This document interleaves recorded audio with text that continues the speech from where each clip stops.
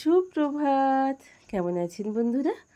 আশা করি ভালো আছেন, সুস্থ আছেন। আমিও ভালো আছি, আপনাদের সুস্থতা কামনা করি ভিডিওটা আজ এইখান থেকেই শুরু করে দিয়েছি।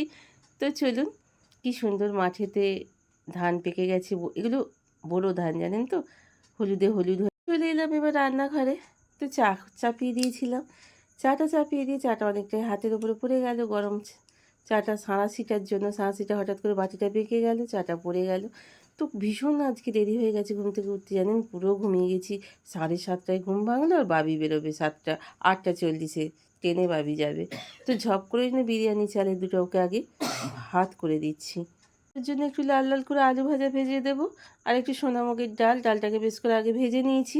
ভেজে নিয়ে প্রেসারে সব কিছু নুন হলুদ মিষ্টি দিয়ে আগে করে নিয়েছি। ওই দেখুন, সিদ্ধটা করে নিলাম। নিয়ে এবার এদিকে একটু ফোড়নের জন্য আমি একটু জিরে, একটু কারি পাতা দিয়ে দিয়েছি। যেহেতু আমরা লঙ্কা খাই না, শুকনো লঙ্কা তেজপাতা আছে, তেজপাতাটা দিলাম না। ভীষণ তাড়াহুড়ো, কারণ যে খাবারটা ঠান্ডা না করলে বাবিকে দিলে খাবারটা নষ্ট হয়ে যাবে। ভীষণ তাড়াহুড়ো করছি। যা হোক করে বাবিকে আগে আলু ভাজার ডাল আর বিরিয়ানি চালের ভাতটা দিয়ে দিতে পারলে আমি অনেকটা অনেকটা মানে কি বলবো আপনাকে, শান্তি পাই, জানেন তো। স্বামী সন্তানকে সকালবেলা যদি ঠিকমতো খেতে দিতে না পারি না, তার দিনটা সে আমার মনের মধ্যে গজগজ করে, নিজে খেয়ে শুয়ে শান্তি পাই না। তো আলু ভাজাটা একটু করে দিয়েছি। ডালটাকে এতটাই ডালটা গরম, আমি থালায় একটা ডিশে দিয়ে একটু থালায় জল দিয়ে একটু ঠান্ডা করে নিচ্ছি। আর এখানে কমপ্লান আর বিস্কিট ও খেয়ে যাবে, সেটাও রেডি করে নিয়েছি তাড়াহুড়ো করে। তার বিরিয়ানি চালের ভাতটাকে আগেই থালাতে জুড়োতে দিয়ে দিয়েছিলাম ফ্যানের হাওয়াতে, সেটা জুড়িয়ে গেছে। টিফিন কৌটোয় দিয়ে দিয়েছি। আর এদিকে ডালটাও একটু ঠান্ডা হয়ে যাচ্ছে, ও ততক্ষণ পুজো করতে গেছে। ও পুজো করে বেরিয়ে এলেই কমপ্লানটা খেয়ে নিলে আমি টিফিনটা প্যাক করে দেব। তো তাহলে আমার খানিকটা শান্তি হবে। তারপরে বাইরের কাজে হাত দেব, যেমন বাসন মাজা, প্রচুর কাচাকুচি আছে, সেগুলো করে নেব। নিত্যকর্ম সব কাজকর্ম করে নিয়ে বাচ্চাবাবু যেন ঝাঁট দেয়, সেই ঝাঁটগুলো দিয়ে দিয়েছিল। আর আমার তো যেসব বাসন মাজা, ও আমার বাসনগুলো ধুয়ে দিল, কাচাকুচি করে দিল, সব করে টরে দিয়ে বাবিও সময় মতো বেরিয়ে পড়লো অফিসের পথে। আর আমি এখানে আজকে ভাবলাম এই ঠান্ডা গরমের দিনে একটু ঘরে দিয়া বড়ি, হাতে দেওয়া বড়ি দিয়ে একটু ঝোল বানিয়ে ফেলি। আর লেবু দিয়ে ঝোল খেতে কী ভালোই লাগে না বলুন। তো আজকে যেহেতু স্যাটারডে, তো সে একটু নিরামিষ, সেহেতু এই খাবারই আজকে ভাবলাম। আর একটু কলমি শাক ভাজবো, জানেন তো। ঝোলটা আমার হয়ে গেছে, তবে আজকে ঝোলেতে আমি ওপর থেকে একটু গরম মশলা গুঁড়ো দিয়ে দিয়েছি, ফ্লেভারটা ভীষণই খেতে ভালো লাগবে বলে। তো চলুন, ঝোলটা দেখতে কী সুন্দর লাগছে, তাই না? আর বড়িগুলো ডুমো ডুমো হয়েছে, বড়িগুলো কী ভালো হয়েছে দেখুন, ঝোলে দিয়ে কি সুন্দর বড় বড় টুকু টুকু লাগছে। বাচ্চাবাবু কালকে কলকাতা থেকে গেছি, 4-5টা সুন্দর আম নিয়ে এসছে বড় বড়। তো আজকে ভাবলাম যে একটা আমকে আমি কেটে নিই একটু আম তেল করবো, জানেন তো, ঘরে একটু আম তেল নেই। তো আমটাকে কেটে আমি একটু বেশ করে জলেতে দিয়ে রেখে দিয়েছি, জানেন, জলে একটুখানি ভিজে যাক, কষটা বেরিয়ে যাক, তাহলে খেতে আম তেলটা ভালো হবে। লাঞ্চ মেনুটা আপনাদের সময় মতো দেখানো হলো না, আধ খাওয়া অবস্থাতে উঠে পড়লাম। উঠে পড়ে মনে হলো যে আপনাদের তো দেখালাম না কি রান্না করেছি ঠিক মতো। তো আমি এই যে বললাম কলমি শাক ভেজেছি আর ঝোলটা করলাম, আর সকালে বাবিকে যে ডালটা দিয়েছিলাম তার খানিকটা ছিল। তো জামাই শাশুড়ি বসেছে পাশে, আমি বসেছি। এই লক্ষ্মীদি ডেকে বেশ সুন্দর 5টা ডাঁটা দিল, দেখুন কি সুন্দর ডাঁটাগুলো। ও ডাঁটা দেখলেই না আমার খালি মনে হয় বাটা মাছ দিয়ে ঝোল খাবো, কোনো কিছু দিয়ে না, কাটাপোনা মাছ দিয়ে ডাঁটার ঝোল। আর আপনাদের মাছের ঝোল, ডাঁটা দেখলেই এটা আমার ইচ্ছা হয়। তো দেখুন না, খাওয়া দাওয়া করে নিলাম। খাওয়া দাওয়া করেই বসে পড়েছি বাসনগুলো মাজতে। মনে হচ্ছে রোদটা একটু কম, বৃষ্টি আসবে সব, তাহলে জামা কাপড়গুলো রেখে দিয়েছি মনের জোরে, আসলে তখন ছুটে তোলাপাড়া করব। তো যাই হোক, বেশ কিছু বাসন তুলে নিলাম মেজে, কারণ আর পারছি না, মাথা ফাথা যন্ত্রণা করছে, প্রেশারটা কড়াইটা তাই থেকে গেল। ভীষণ রোদটা আবার উঠে পড়েছে, মাথার উপরে প্রচুর রোদটা লেগে যাচ্ছে, মাথাটা এবার যন্ত্রণা শুরু হয়ে যাবে। তাই যে কটা পারলাম বাসন তুলে নিলাম, কারণ মেঘের অবস্থা বেশ ভালো না, বিকেল থেকে শুরু হয়, তাই কয়েকটা বাসন মেজে নিলাম। আর ফ্রিজেতে বাছুর ধরুন একটা আইসক্রিম ছিল আমুলের, যেদিন কালী পুজো হয়েছিল আমরা খেয়েছিলাম, বাছুরটা ছিল। বাচ্চু বললো বার করে খেয়ে নাও, তার আগে আমরা অবশ্যই সবাই একটা করে ডাব খেয়েছি, সেটা আপনাদের আর দেখানো হয়নি। তো চলুন, একটাই আইসক্রিম আর 3জন লোক, তো বাচ্চুকে একটু খাইয়ে দিই, বাচ্চু বেশি খাবে না, আর মা আর আমি বাকিটা সেবন করে নেব।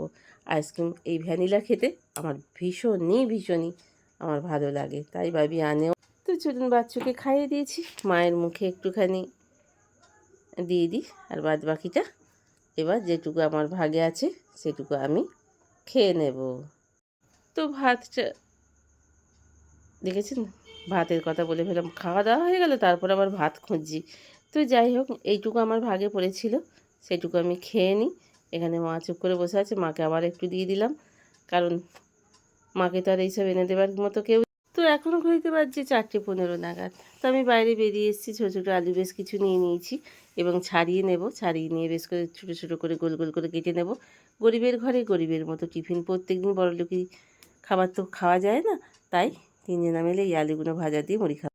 তো চলুন, আলুগুলো ছাড়াতে অনেকক্ষণ টাইম লাগবে, তিনজনায় খাবো সেই মতো ছাড়াবো। তো আলুগুলো ফেলাই যায় না, কেন ফেলে দেবো? আমাদের মতো এই অভাব অনটনের সংসারে অনেক সময় এগুলোই স্বাদ দেয়, জানেন তো।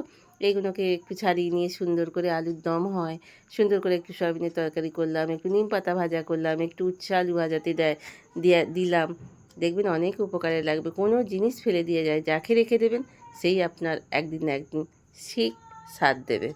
তো চলুন, আলুগুলো দেখুন আমার ছাড়ানো হয়ে গেছে, আর মা এখানে বসে পড়েছি। যেই দেখেছে মেঘ করেছে, মেঘ শুরু হয়ে গেছে, ঝপঝপ করে মা বাসনগুলো গুছোতে শুরু করে দিয়েছে, কারণ মেঘের অবস্থা বেশ ভালো নয়। এবার ঘোর করে আসছে আকাশ, একটা ঝোড়ো হাওয়ার মতো দিল। এখানে কিছু জামা কাপড় এখনও আছে, যেগুলো এখনও তোলা পাড়া হয়নি।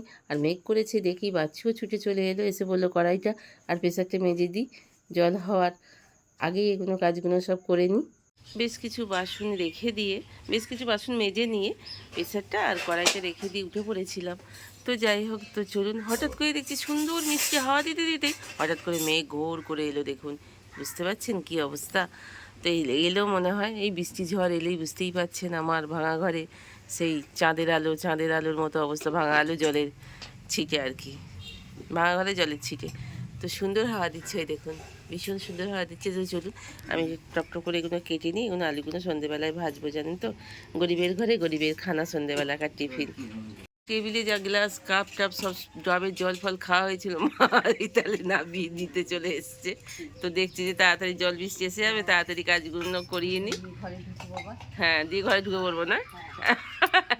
আমার মা দেখুন, আইসক্রিমের বাটি, ডাবের ডাব টাব সব খাওয়া হয়েছিল দুপুরবেলা, সেই সবগুলো মা দেখুন, মেয়ে কাটতে বসেছে রেখে মা এবার কাপড় চোপড় তুলতে শুরু করে দিয়েছে, কি বলে মা। তো গাছ থেকে একটা এঁচড় পেরে দিলাম, এঁচড়টা বেশ বড়ই, এখনও ঠিক এঁচড়টা কাঁঠালের মতো হয়নি। তো চলুন, কালকে একটু এঁচড় খেতে ইচ্ছা করলো, যদি বাচ্চাবাবু একটু চিংড়ি মাছ এনে দেয়, তাহলে তার কথাই নেই, একটু এঁচড় চিংড়ি করে এনে ফেলবো। বাবি দুটো তিনটে জামা টামা আজকে কেচে ফেলেছিলাম, একটা অন্তত ইস্ত্রি করে রেখে দিই কালকে পরে যাওয়ার জন্য। তো এই জামাটা ইস্ত্রি করছি, তো ইস্ত্রি করা হয়ে গেলে যদি সময় থাকে তো আরও কয়েকটা করে রেখে দেবো। ও 3-4টে জামা একেবারে কিনে নিয়েছে। তো চলুন, ইস্ত্রিটা একটা জামাকে আগে করে রেখে দিই। তো যাই হোক, একটু চা করে নিলাম আমাদের তিনজনাকার মতো, আর আজটা কেটে ধুয়ে আগে থেকে রেডি করে রেখে দিয়েছিলাম একটু টিফিনের জন্য। তো এটা একটু ভেজে নিই। তো সন্ধেবেলায় আজকে স্যাটারডে, চপ ফপ তো কিছু খাওয়া যাবে না। হ্যাঁ, বাড়িতে বেগনি টেগনি বানানো হয়তো যেত, কিন্তু এই তো যা মেঘের অবস্থা, কারেন্ট চলে যাচ্ছে, তাই জন্য বিকেল বিকেল আলুটা আমি ভেজে নিলাম। মাকে আগেই লিকার চা দিয়ে এসেছিলাম, আর বাচ্চুরা আর আমার দুধ চা নিয়ে যাচ্ছি। অনেক দিন বাদে সেই জায়গায় সেই আসরে আমরা তিনজন, যেমন বাচ্চুবাবু বসে আছি, বাবি থাকতো, এমনকি এখন মা আছে, মায়ের মাথায় দেখুন চুল আঁচড়েছে, আর চিরুনি মায়ের মাথাতেই গোঁজা আছে। তো চলুন, মা বেটি আর জামাই মিলে তিনজন মিলে বসে পড়েছি তো এখানে চা খেতে। তো মেঘের অবস্থা বেশ ভালো নয়, তা সত্ত্বেও তিনজনা মিলে বসেছি চা খাবো বলে। তো মেঘের অবস্থা দেখে তাড়াতাড়ি করে তো আলু ফালুগুলো ভেজে ভেজে নিচ্ছি। ওবেলা ভাত তো করাই আছে, আর আপনার একটু সয়াবিনের তরকারি করে নেব, এই পর্যন্তই।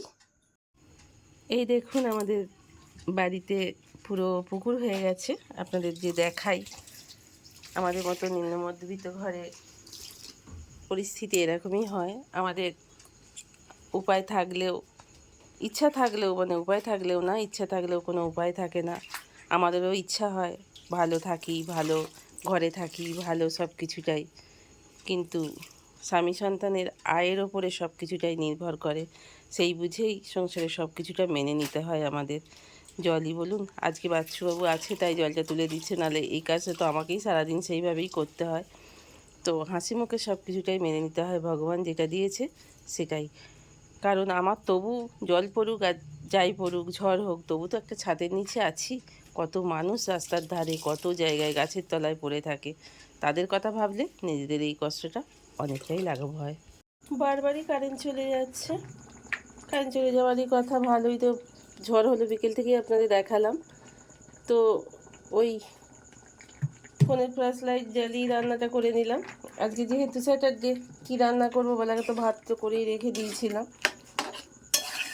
তো একটু সয়াবিনের তরকারি করে ফেললাম। মায়েরও ভীষণ খেতে ভালো লাগে, কারণ বাবিও খেতে পছন্দ করে সয়াবিনটা, আমরাও পছন্দ করি। কিন্তু পছন্দ করি বললেই তো সব কিছু পছন্দ করা যায় না নিজেদের শরীরের জন্য।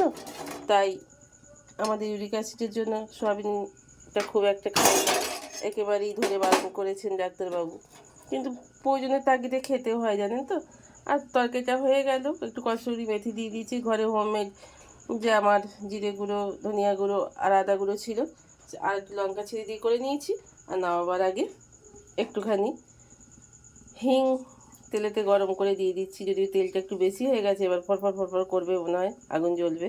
যাই হোক, তো চলুন আজকের মতো ভিডিওটা এখানেই শেষ করছি। ভালো থাকবেন, সুস্থ থাকবেন, সদা সর্বদা হাসি খুশি থাকবেন, বাচ্চাদের খেয়াল রাখবেন, বয়স্ক গুরুজনেদের খেয়াল রাখবেন, নিজেদের খেয়াল আমরা নিজেরাই রাখবো। এই বলে আজকের মতো শেষ করলাম। তো গুড নাইট, সবাই ভালো থাকবেন।